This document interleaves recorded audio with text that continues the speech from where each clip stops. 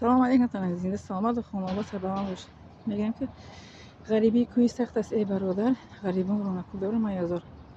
ما غریبان رو باید دستگیری کنیم، نمیشه که خیلی طرف هم خیلی رو من اون طرف کنیم بگذاریم بریم تماشا میکنیم ویدیو مره یک لایک چمونه نمیشه که تماشا کنین اون طرف چکنین روین ندیده گیرین با گپ چی میگن با گپ همه میتونم گفته که تاجیکستان با پیش همزبان‌ها با پیش میگین ما غریبا رو دستگیری میکنیم. من شما رو نمیگم ما دستم تین مثل که بلیت خرین یا که مرا یک کار کنیم. من میگم که فقط یک لایک مونین یک چی میگن چی نویسین اینم رنگ تلبندگی میشه. من شما رو فرستم کنین نمیکنین یه رنگ خواهش کدام که رنگ تلبندگی میشه که شما فرستم کنین که رنگ تلبندگی میگن نون تین من در تمام خیش شستم خسته کنین بمونیم فرستم نمیکنین آخه خیلی نمیدونم دیگه به شما چگونه گپ زنم نمیدونم.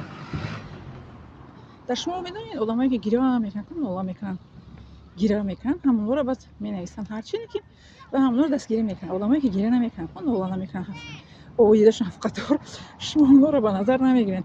شما میگه دروغ گفته استی پریکول کیسه معلم اون دروغ گفته. آخه من دروغ نمیگم یکمش یعنی آدم دروغ نیستم. من قسم نمیخورم که من گفتم تو شما را که آدمی قسم خور دروغگوه. من دروغ نمیگم یکمش دیگه به قسم در میزنم سهمش که با گیره کردن قطعی یگون کار بود نمیشه. بله مادر رحمتی من گفت که غم نخور که غم تر میخوره و غم خری یگون کار بود نمیشه. یکیم ما ویدیو رو میکنیم در چی میمونیم در یوتیوب و از تماشابینا همون بلوگرها من میبینم همش هر یک ویدیوشو میگن که لایک مونین نویسین подписаться کنین در هر یک ویدیوشون میگن. لیکن من در هر یک ویدیو نمیگم برای خیلی بود که هیچ کس چی نمیکنه. آخه من در ویدیو که بگم که لایک مونی چی مونی اما اول میگفتم نمیکردن نمیموندن و دیگه بس کردم گفتن باید وقت گفتم که طالبندگی گداگی میکنی بس کردم باز تماشا میکنم میگم که بابا گم شونه خیلی که میگم شما را کنی که مینویسه باشین یکم چی در کامنتری یکم چی مینویسه باشین عجایب بعد می ویدیو بوده مینویسه که همیشه مینویسه هستن بعضی تماشابینای ما که مینویسن سخنی خوش رو به نهایت کم منوخه به نهایت. بله شما خودتون میبینید که به نهایت کمه. میدونم که برای چی؟ برای اینکه جنس زن هیچ کس نمیخواد که پیش روه. جنس زن باید که فقط تنقید کنن. جنس زن ایخلا جنس زن اینطوره جنس زن در خونه باید بشینه. جنس زن باید که یگون گپ باید به یگون جوگه نزنه. امور آموزندگی که خونه رو بیرونه برای خونه کوچه خونه نگره.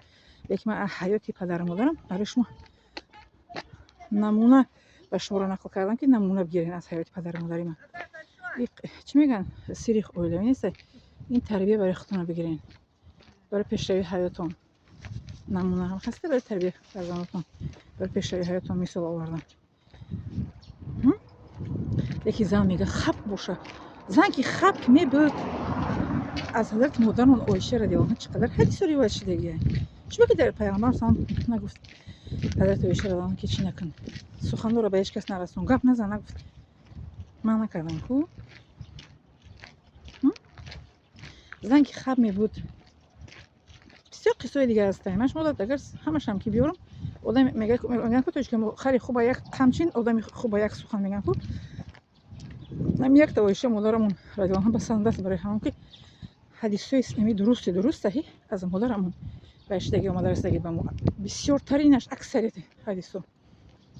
لیکن زن قدر وای میکنن که زن باید فقط زن گناهکار زن باید زن باید تو باشه زن باید که خونه بیرون نبره زن باید که اوشو نبره زن اوزن باید کس نفهمه بود چی همین قیقدگی هم که زن رنگی غلومی چی میگن حلقه برگوش باید باشه نه حالا که دین اسلام ما زن آزاد کرد پیش از این اسلام زن میفروختن زن چی میگن قربانی میکردن برای چیشون برای بوتوشونه از این اسلام ما زن گفت که دیگه نفروشین زن دیگه چی نکنین غلام نکنین زن دیگه چی نکنین، چی میگن قربانی نکنین، این اسلام انکار دختره که زنده بازنده بعضی قبیله عرب به خواب میکردن میگرونیدن که ننگ است گفته دختری بسیار یک دختره برای نسل میمونه و قیمت دختر رو زیر خواب میکنن بعضی قبیله عرب. این اسلام من همه شوی که چی کرد این رو برطرف کرد، قربانی کردن زن برای بوتوشون میکردن بعضی قبیله و خواب سپردن زن رو، آواز زن رو.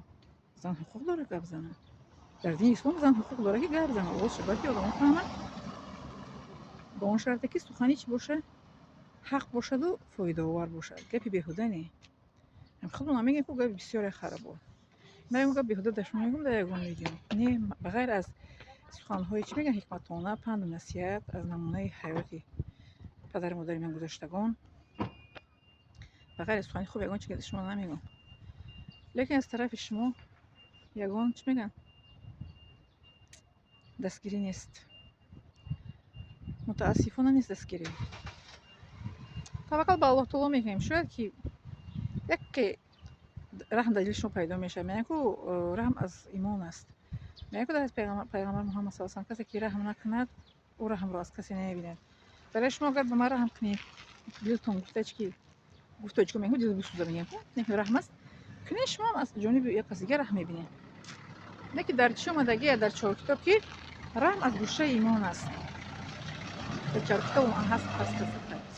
اما در حدیث پیغمبر محمد صلی الله علیه و کسی که رحم نکند و از کسی رحم نمیبیند گفته که برای همین پس همینگونه چی بگم دیگه به شما دیگه چی گویم.